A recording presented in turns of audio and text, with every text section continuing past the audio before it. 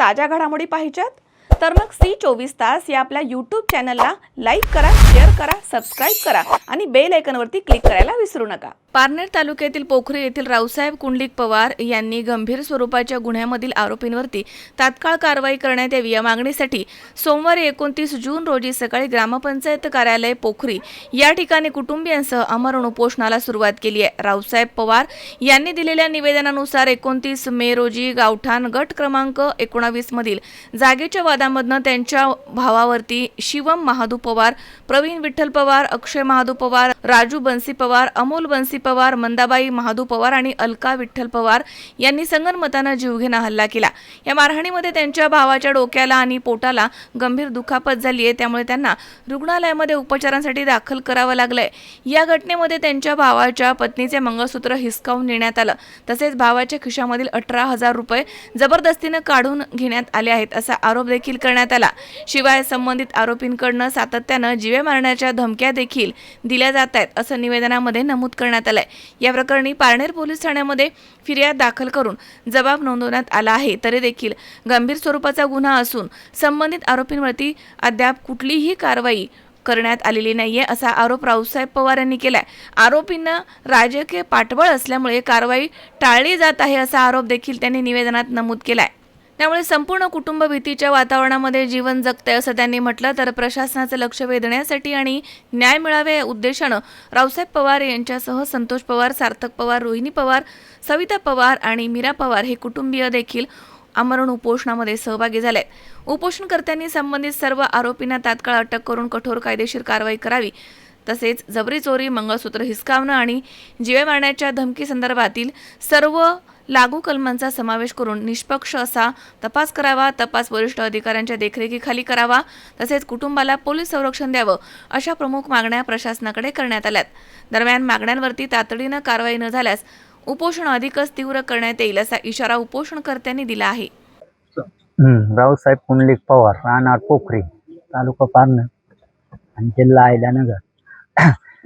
19 गट नंबर मधील जागा दोघांनी आम्ही हे केलेले होते, शिवम महादू पवार आणि मी। त्या जागेवर त्यांनी त्याचं बांधकाम केलं, अतिक्रमणच जागा आहे। त्या जागेवरून मी म्हटलं माझी जागा आहे ती मला बांधकाम करायचं आहे, तर तो मला दमदाटी दिली, मला काय करायचं ते कर, पुढं जायचं त्याचे तर जा। मी त्याच्यानंतर मुलाला पण माझ्या पहिली मुलाला मारहाण केली त्यांनी आदल्या दिवशी, त्याला 1 महिना झाला। त्याच्यानंतर 5-7 दिवसांनी माझं मटेरियल आणलं, मी तिथं हे केलं, रवलं। त्याच्या घरातील मंडळी सगळे तिथं ते माझ्याकडे व्हिडिओ आहेत किंवा त्याच्या CCTV कॅमेऱ्यामध्ये दिसत असतील, किंवा आता नाही दाखवलं तरी पण त्याचा CCTV कॅमेरा पण चेक करावा अशी माझं हे। आणि त्या कारणास्तव त्याचे भावांना बोलून माझ्या दोन्ही भावांना बेदम मारहाण केली। आणि कुठं कोणच्याकडे जातो मी, माझे वरच्या हाते आपल्या याचे विक्याचे याचे त्याचे धमके देतो नसते प्रत्येक वेळेस।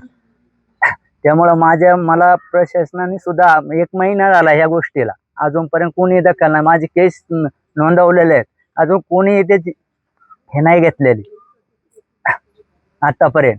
त्यामुळं मला उपोषणाला बसण्याची आहे। माझ्या भावाला एवढं हे केलं, अजून कोणी यांच्या दबावामुळे माझ्या घरी सुद्धा नाही, माझे पाहुणे सुद्धा। त्याच्यामुळं त्याचा असा दबाव आहे का तुला काय करायचं ते कर, प्रत्येक वेळेस त्याची धमकी। कालच मी परत फिर्याद दिलेली, काल तो तुळजापूरला बंधू आणि भाऊजाई गेलेले होते, कालचे मी जाऊन आहे ना मुलांना पाठवलं, त्यांनी शिव्यागाळी केल्या घरी। मी रात्री परत 9 वाजता गाडी करून गेलोय इथं। वैराल दादा, आपलं गायकवाड दादा हे आले होते इथं घरी माझ्या, तर मी पण शेतात होतो। माझ्या भावाची लहान मुलं आहेत, बंदोबस्त सगळं दबावाखाली चालले आहे। आमच्या कोणी बी आतापर्यंत कोणती ऍक्शन घेतलेली नाही। आम्ही केस द्यायला जर गेलो तर तेवढ्या पुरते छान बोलतात, काढून देतात। आणि 8 दिवसांनी मला सांगितलं तुमची सही चुकली। मी 8 दिवसांनी सही द्यायला गेलो आणि मग म्हणले आता हे कोर्टात जाईल। म्हणजे 15 दिवस पोलिसांनी याच्यात हलगर्जीपणा केलेला आहे।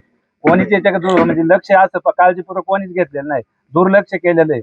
कारण तो त्याचा बोलतो त्याच्यामुळे पोलिस तशीच करू राहिले। हे आम्हाला महिन्यात सगळा अंदाज आलेला आहे का पोलीस महिना झालेला आहे।